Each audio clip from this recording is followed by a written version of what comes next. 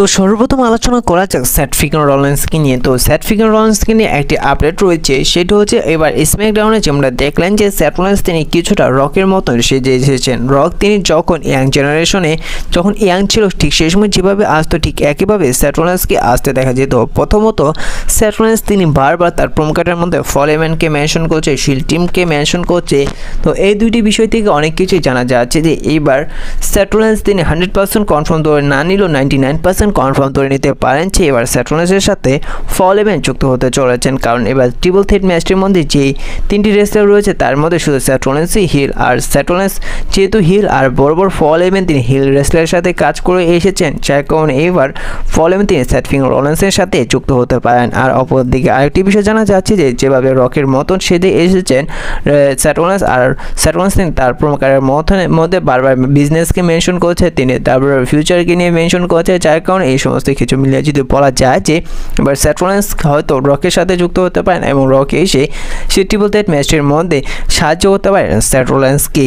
এমনকি আরও একটি বিষয় সেথ রলিন্স তিনি ইঙ্গিত দিয়েছেন, সেটি হচ্ছে যে তার প্রোমোকার্ডের মধ্যে এবার তিনি বলেছে যে তিনি 18-19-এ তিনি দুইবার চ্যাম্পিয়ন হয়েছেন এবং তিনি কিন্তু সে জায়গায় ব্রক লেসনারকে হারিয়ে তিনি দুইবার চ্যাম্পিয়ন হয়েছেন, যার কারণে ডাব্লিউডাব্লিউ যেভাবে আমাদের দেখাচ্ছে তিনি ডাব্লিউডাব্লিউ থেকে রিপ্লেস করে দিতে চাচ্ছে ব্রক লেসনারকে, যার কারণে কি আমাদের ডাব্লিউডাব্লিউ শকিং করে দেখাতে পারে যে এবার রেসলম্যানিয়া 41-এ ব্রক লেসনারকে রিটার্ন নিয়ে আসতে দেখা যেতে পারে। রেসলম্যানিয়া 41-এ সেই ট্রিপল থ্রেট ম্যাচের মধ্যে ব্রক লেসনারকে আসতে সবাইকে শক করে এবং সে জায়গায় ফল হ্যামন তিনি ব্রক লেসনারের সাথে চলে যেতে পারে। তো এই বিষয়ে আপনাদের কি মনে অবশ্যই কমেন্ট করে জানিয়ে দিবেন। পাশাপাশি আপনাদের আরও একটি বিষয় জানাই যে সেটি হচ্ছে যে এবার সেথ রলিন্স তিনি ফল হ্যামনের সাথে যুক্ত হতে পারে। তার আরও একটি সম্ভাবনা রয়েছে যে এবার যে রেসলম্যানিয়ার আগে যে হল অফ ফেমে একটি শো হয় সে জায়গায় দেখা গিয়েছে যে একই সাথে বসে থাকতে সেথ রলিন্সকে এবং ফল হ্যামনকে। তো এই থেকে কিছুটা অনুমান করা যায় যে সেথ রলিন্স তিনি এবার যেতে চলেছেন ফল হ্যামনের সাথে এবং ফল হ্যামন তিনি সিএম পাঙ্ককে ধোঁকা দিয়ে এবং রোমান রেন্সকে ধোঁকা দিয়ে যুক্ত হতে চলেছেন সেথ ফ্রিকিং রলিন্সের সাথে এবং এই জায়গায় ডাব্লিউডাব্লিউ আরও সঙ্গে কিছু করলেও করতে পারে। তো এই বিষয়ে আপনাদের মন্তব্যটি অবশ্যই কমেন্ট করে জানিয়ে দিবেন। এবার আলোচনা করা হচ্ছে র্যান্ডি অর্টনকে নিয়ে। তো এবার স্ম্যাকডাউনে র্যান্ডি অর্টন তিনি রেসলম্যানিয়ার জন্য ওপেন চ্যালেঞ্জ রেখেছেন এবং তিনি বলেছে যে লকার রুমে যে রেসলার হোক না কেন তাকে এবার রেসলম্যানিয়াতে এসে তাকে ফেস করুক এবং তার সেই ওপেন চ্যালেঞ্জটি অ্যাকসেপ্ট করুক। দেখুন বর্তমানে কিছু নির্ভরযোগ্য সোর্সের থেকে জানা যাচ্ছে যে এই বিষয়টা আপনাদের অনেক আগে জানিয়ে দিয়েছিলাম যে রুসেভ তিনি অলরেডি ডাব্লিউডাব্লিউ কোম্পানির সাথে সাইন করে ফেলেছেন, যার কারণে এইবার রুসেভকে রেসলম্যানিয়া অ্যাকচুয়ালি সে আসে দেখা যেতে পারে এবং রুসেভই হতে পারে র্যান্ডি অর্টনের অপোনেন্ট, আর নয়তো অ্যালেস্টার ব্লেক হতে পারে। র্যান্ডি অর্টনের অপোনেন্ট কিন্তু অ্যালেস্টার ব্লেকের সম্ভাবনা কম রয়েছে এবং রুসেভের সম্ভাবনা সবচেয়ে বেশি রয়েছে। এমনকি রুসেভ বেশি র্যান্ডি অর্টনকে ফেস করতে পারে রেসলম্যানিয়া অ্যাকচুয়ালি সে এবং র্যান্ডি অর্টন তার সেই আশাটি পূর্ণ হতে পারে রেসলম্যানিয়াতে 20 বার তিনি যেন কমপ্লিট করতে চাইছে সেই আশাটি। এবার আলোচনা করা যাক এলা নাইটকে নিয়ে এবং জেকা ফাটুকে নিয়ে।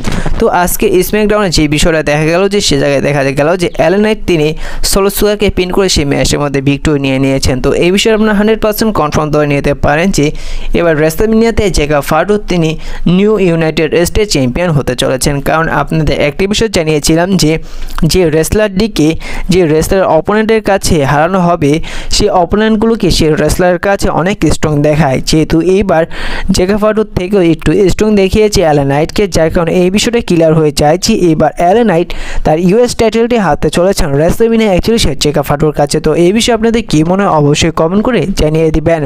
এবার আলোচনা করা যাক জন সিনা এবং কোডি রোডসকে নিয়ে। তো আজকে স্ম্যাকডাউনে দেখা গেল যে একই জিনিস যেভাবে মানডে নাইট রয়্যালকে দেখা গিয়েছিল গত Monday night royal Cody Rhodes এবং জন সিনার মধ্যে একটি সেগমেন্ট, পরবর্তীতে কোডি রোডস তিনি আক্রমণ করে দিয়েছে জন সিনাকে, ঠিক একই জিনিস দেখা গেল এবার স্ম্যাকডাউনে।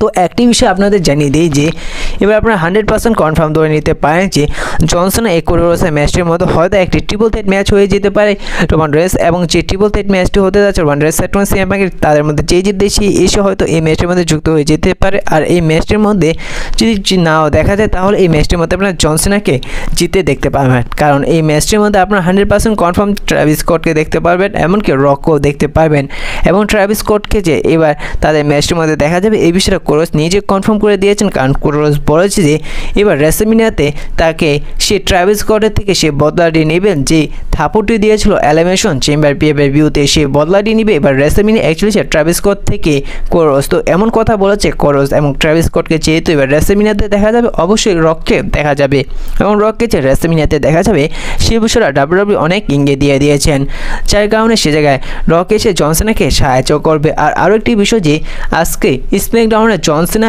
এবং কোরসের যে প্রোমো কার্ডটি হয়েছে সেই প্রোমো কার্ডের মধ্যে কিন্তু স্টিভ অস্টিনেরও নাম নিয়েছে, যার কারণে স্ট্রং কোল্ড স্টিভ অস্টিনকেও দেখা যেতে পারে এই ম্যাচটির মধ্যে। এখন কথা হচ্ছে যে কোরস এবং জন সিনা এই ম্যাচটির মধ্যে কে জিতবে।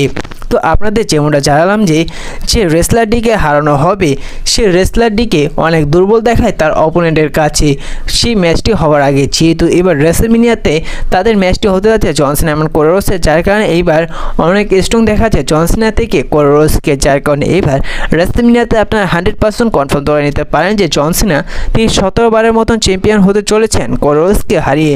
তো এখন আপনাদের কি মনে হয় আসলে কি জন সিনা তিনি 17 বারের মতন চ্যাম্পিয়ন হতে পারে কোরসকে হারিয়ে? অবশ্যই এই বিষয়টা আপনারা কমেন্ট করে জানিয়ে দিবেন।